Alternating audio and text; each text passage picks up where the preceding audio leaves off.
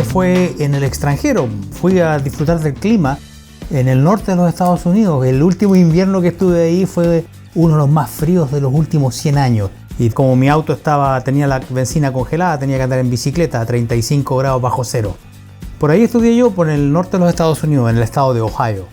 Y bueno, eso fue después de haber estudiado en Santiago, en la Facultad de Ciencias de la Universidad de Chile.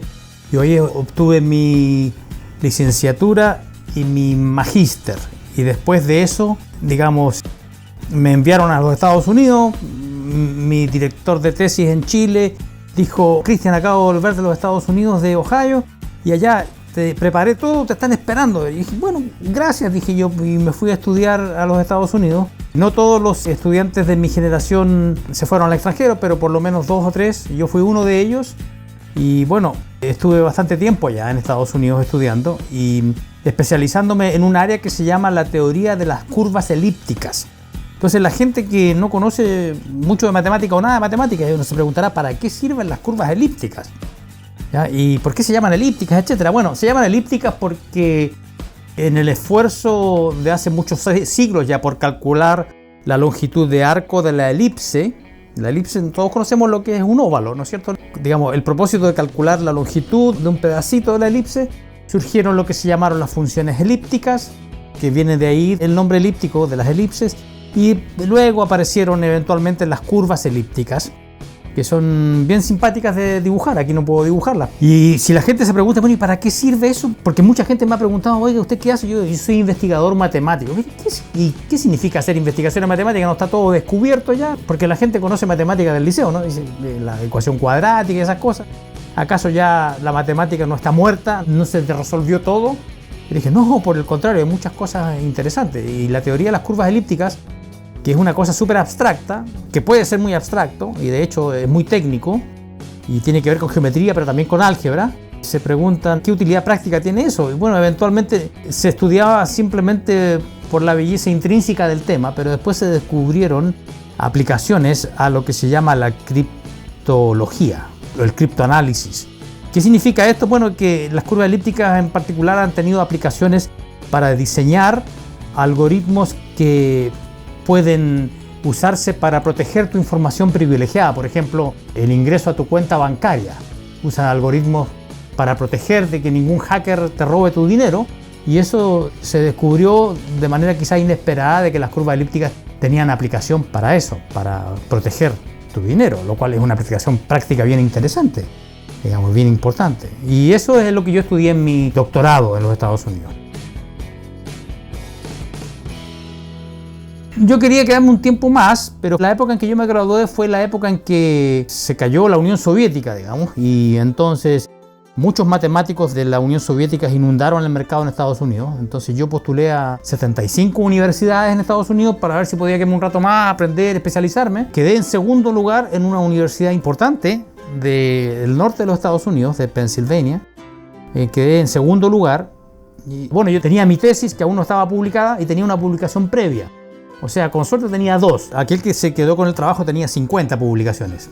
Yo venía de la Unión Soviética, era un matemático muy reconocido. Bueno, entonces volví a Chile, pero yo estoy agradecido de haber vuelto a Chile pronto, porque bueno, esta es mi casa. Viví mucho tiempo en Estados Unidos, pero no era mi casa es aquí. Entonces yo volví a Chile en el año 94 y fui profesor en la misma universidad de donde me gradué, en la Facultad de Ciencias de la Universidad de Chile por un tiempo, y eventualmente llegué a vivir a La Serena. Y llegar a vivir a La Serena es una de las cosas más interesantes, una de las mejores cosas que me ha pasado, porque vivir aquí es un placer, ¿ya?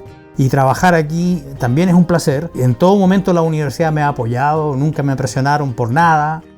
Pude desarrollar toda mi habilidad, lo escasa que sea, no importa, pero sin presiones de ningún estilo. Entonces mi trabajo de investigación ha ido avanzando bastante. He tenido tiempo para estudiar cosas nuevas. Entonces cuando llegué a Chile mi ignorancia era increíble. O sea, sabía muy pocas matemáticas porque, bueno, en mi área no se termina nunca de estudiar. Es como algunos médicos especialistas que siempre están estudiando cosas. Yo siempre estoy estudiando, pero me puse a estudiar en serio el año siguiente de mi regreso a Chile, el 95. Y ya ¿cuánto llevo? Como 25 años estudiando. Y este estudio, esta acumulación de conocimiento nuevo, ha redundado positivamente en mi investigación. O sea, yo ya no estoy trabajando en curva elíptica, aunque lo que hago tiene consecuencias para las curvas elípticas, pero ya estoy trabajando en cosas más complicadas, más interesantes, súper apasionantes. Para la gente que no sabe lo que es hacer investigación, bueno, hacer investigación matemática es una actividad intelectual extremadamente absorbente y supremamente entretenida. Yo nunca me aburro, nunca me aburro. Soy una de las personas privilegiadas en el sentido de que me encanta mi trabajo. No soy el tipo de persona que dice el domingo, chuta, mañana tengo que ir a trabajar. No. Yo a veces trabajo los domingos, a veces trabajo los sábados. Pero ¿qué significa para mí trabajar? No es que me sienta al computador. Lo que pasa es que de repente uno trabaja constantemente, está pensando todo el tiempo, tiene un problema que resolver y trata de ver cómo puede hacerlo. Me voy por este camino, no resulta, por este otro. Es súper absorbente y apasionante. Es como, para la gente que no hace investigación, es como leer una de estas novelas espectaculares, por ejemplo, estas novelas de Conan Doyle, del Sherlock Holmes, ¿ya? Y estas novelas que son tan bien escritas que uno no puede dejar de dar vuelta a la página y sigue leyendo, y de repente pasa un auto por al lado y uno sigue leyendo concentrado porque está súper interesante. Entonces la investigación matemática es súper parecido a eso de las investigaciones criminales de estas novelas, ¿no? Porque es una cadena de deducciones que uno hace. ¿Por qué fue asesinado esta persona? Dice Sherlock Holmes. Porque este hombre, observé que tenía los dedos manchados con tiza. Debe ser un profesor. ¿Y por qué este profesor está? Etcétera. Entonces es una seguidilla de derivaciones que es como un árbol, que uno está siempre pensando en eso. Y a veces cuando uno está de vacaciones el fin de semana o relajándose, de repente se te cruza tu trabajo por la mente. Dice, uy, se me acaba de ocurrir una idea. ¿Ya? O viceversa, uno de repente está trabajando y me gustaría ir a la playa. Se le cruza entonces de repente hay gente que puede que me haya encontrado medio raro, de que ando un poco siempre concentrado con la cabeza agacha, o que a veces de manera poco diplomática le pido a la gente que se calle. Eso me lo han criticado mucho. De repente estoy hablando y digo, porque se me cruzó algo en la mente, ¿no? Y entonces, claro, eso ya dejé de hacerlo porque me causa problemas sociales muy serios, ¿no? La gente se molesta, digo, oye, me hagáis callar. Entonces, lamentablemente, por la naturaleza de mi trabajo, soy un enemigo personal, uno de los más terribles y acérrimos enemigos personales del ruido, porque para mí es muy difícil trabajar con mucho ruido. Entonces, a veces estoy en mi casa y alguien está cortando el pasto a 6 cuadras de distancia y igual lo escucho, porque estoy concentrado en mi trabajo y siento el ronroneo de la máquina y no puedo. Tengo que hacer otra cosa. Entonces, me pongo unos tapones de oído a veces. Entonces, es así. Entonces es súper absorbente, apasionante y súper entretenido. Y hay veces que la gente no me entiende. Dice, Cristian, vamos, hay una fiesta tal día, o vamos a ir a la playa, o vamos a una comida. Y de repente digo, chuta, pero es que lo que estoy haciendo ahora en mi cabeza es más entretenido que eso. Quiero seguir con lo que... Bueno, para no tener problemas sociales y para no decirle a la gente, oye, para que no me digan que soy un tipo antisocial, digo, ya está bien. Voy a dejar de pensar, vamos a la fiesta, vamos a la playa, a entretenernos. Pero igual me persigue esto de estar trabajando en esta cosa tan interesante y apasionante. Así es la investigación matemática, es una cosa súper individual, súper absorbente y abstracta.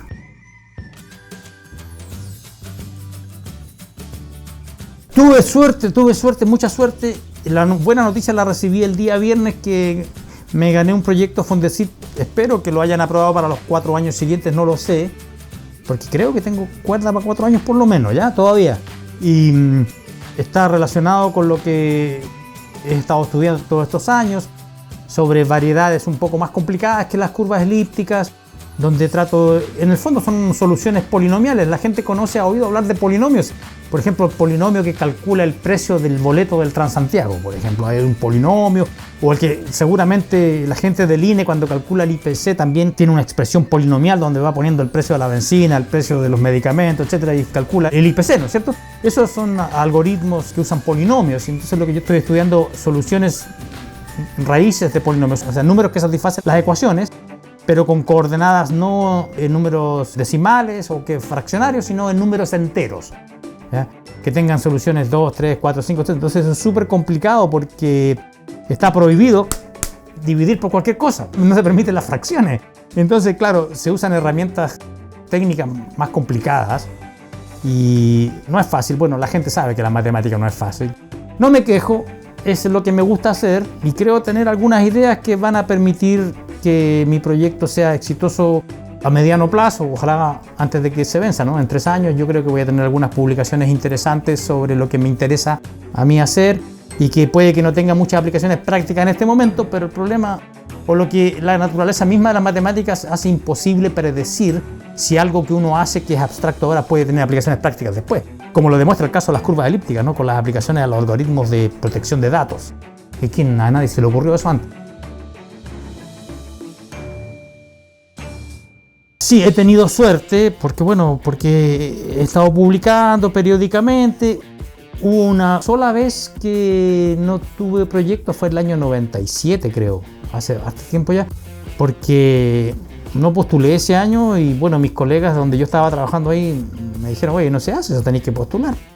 Y bueno, pero es que no tengo ideas ahora. Bueno, pero postulé igual. Y después postulé y entonces tuve un año sin proyecto y después ya los gané.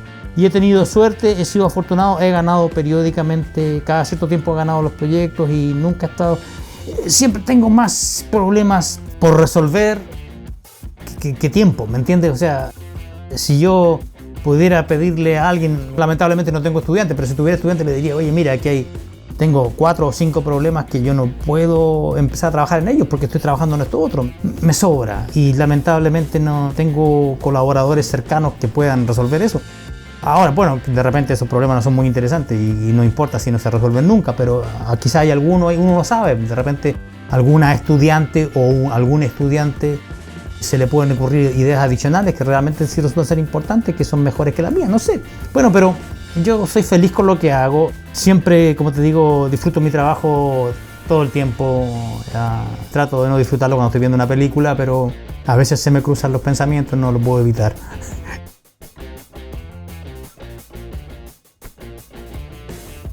Bueno, primero que el joven o la señorita o el joven que quiera estudiar ciencias, que si realmente le apasiona, que lo haga, porque el objetivo aquí es ser feliz en esta vida, ¿no es cierto? Entonces hay que seguir la vocación que uno tiene. Si a usted le gusta pintar o le gusta ejecutar algún instrumento musical o le gusta las matemáticas, bueno, que le eche para adelante, que se meta a esto, porque si hay algo que escasea en Chile, bueno, hay muchas cosas que escasean en Chile lamentablemente, pero una de las cosas que escasea es matemáticos o gente dedicada a la ciencia. Entonces, si alguien entra a estudiar matemáticas, bueno, nunca le va a faltar trabajo, primera cosa, y probablemente no va a ser un trabajo mal remunerado, le van a pagar más o menos con justicia, ¿no? Va a ser un sueldo justo, ¿no? Como, bueno, no voy a hablar de política ya, pero entrar a la matemática es lo que le apasiona al joven o a la jovencita, que lo haga, ¿ya? Mi papá, que ya no existe, prefería que yo entrara a la escuela naval, porque mi papá fue marino, ¿no? Yo decía, pero papá, es que a mí me gusta estudiar física, yo entré a estudiar física en la universidad. Ahí tuve un excelente profesor que lamentablemente falleció relativamente joven, el gran Óscar Barriga, que fue mi profesor, que él con la elegancia propia de él, que era un hombre elegante para vestirse, pero no solamente para vestirse, sino era elegante en sus ideas y en su manera de explicar las cosas. Entonces, gracias a Óscar Barriga y a otros profesores que yo tuve, es que yo soy matemático, porque tuve ese profesor excelente, que era espectacular, era un gran maestro.